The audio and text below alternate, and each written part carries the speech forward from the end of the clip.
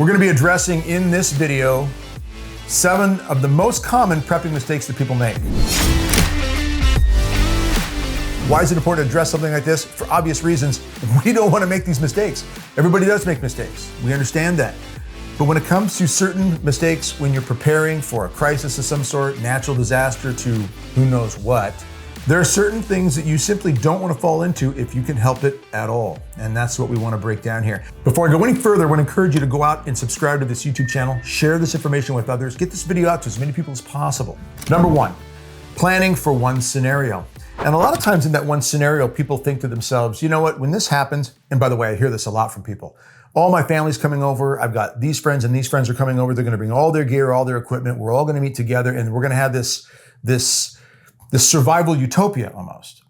And everything seems to look like it's going to line up. I don't think that's going to be the case. In fact, you see this all over the world, whether it's a natural disaster or a war.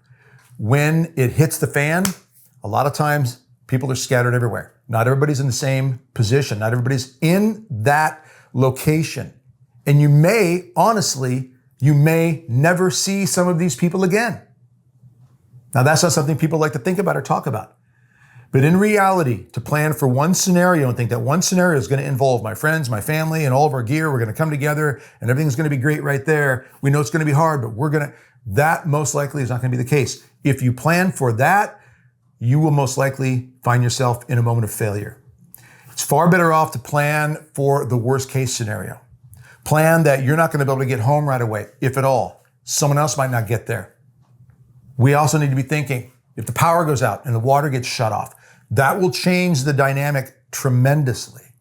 Because now we've got to look at all these other scenarios, all these other potentials. A lot of people say, but Doug, what if this? What if that? Far too many what ifs to address. Don't plan for one scenario. Think outside the box. Learn the basics and be ready to handle whatever may come your way, whatever curveballs might get thrown at you. Number 2, buying the cool gear, but not necessarily the quality gear or the best gear for your situation. A lot of people out there want to be what's called tactical. They want to look great. They want to have everything decked out the right way. But the gear that they buy might be cheap. It might look good. There's a phrase, buy once, cry once. Get the best gear you can. Don't buy based on look, buy based on quality and based on what works for you. That is a major mistake when people focus just on the look, the appearance, or the cost only. So get the best that you can for what you can afford. If you have to upgrade later, that's fine, that's great. And then, of course, you got to learn how to use them. If you want to go deeper, you don't want to be one of the ones making some of these mistakes that we're talking about right now, then please join us for our online workshop, Skilled, August 30th and September 1st. You can click the link in the description below, pick the time and the date that works best for you. You're going to get some very practical, hands-on ideas on what we can do to be better prepared, especially in the days we're living in. Number 3, keeping all of your gear or your materials in one location. Diversify in your gear, diversify in how you store and prepare, and diversify where you keep it. Some people go so far as to have a storage garage that they rent and they keep items there as well. Some will use the right kind of bins and they'll bury it in the ground in some location. Some will diversify and put it at friends or family members' houses. I keep some in the vehicles, I keep some in the house, I put it in different places of the house, I've got arrangements with other people. These are things we want to be thinking about. No one knows exactly where they will be if and when a crisis hits. So being able to move, be mobile, get here, get there, and know that you've got gear arranged there is a good idea. Always having some with you. Always having your EDC, your everyday carry, on your person at any given moment. These are things we need to be thinking about. But having items in the vehicle, having items in various places of the house. If a storm hits, for example, and all your items are in one location in your house and that storm disables that part of your home, well, then you're in trouble because everything is right there and you're over here. Number 4, planning on doing everything yourself. You're ready to go. You've got your cabin in the woods. You got your gear buried, or you're in your house, maybe you, your family, and that's it. Maybe it's you alone and you think, I got this covered. Not a good idea. Try to build community. There are many skills some people can develop. You've got the best special ops soldiers out there, military personnel who've been out in the field and they can do it all. And a lot of those people, yeah, they might be able to survive in most situations. It is always still better to build community for a variety of reasons. Psychologically, it's better. On a level of skills, talents, abilities, that is going to make it better. Most of us can't do everything on our own. Yeah, granted, you're going to have that guy here, that woman there who's been trained and they've got that down. That is very rare. For most of us, it's going to be a matter of who can I work with?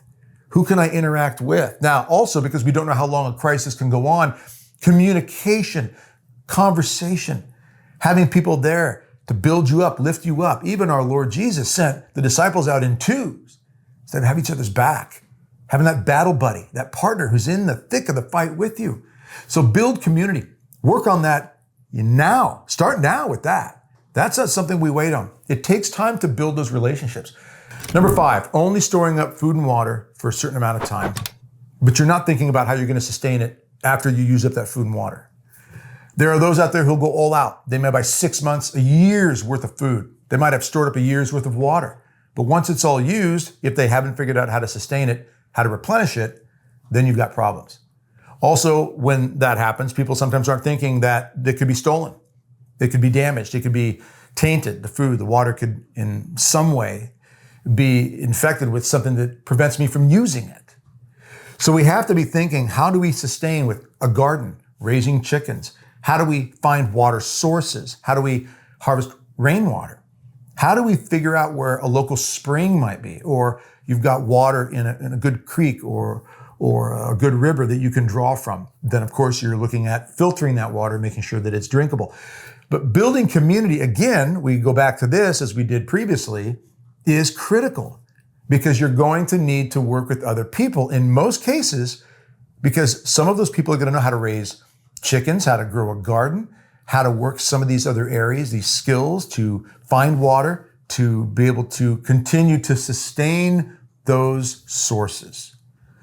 So don't think that just what you've stored up in your closet or what you're keeping in your storage bin is going to handle it. We don't know how long a crisis or a situation might last where we need to make sure we've got access to the source of food and water to keep everybody going. Number 6, never training. A lot of people don't train. A lot of people don't do anything. Physically, they're doing little or nothing to even get in shape. You look at the signs of the times that are around us right now. What is it that keeps us from at least exercising to be healthier? I'll be adamant about this. Mobility equals survivability.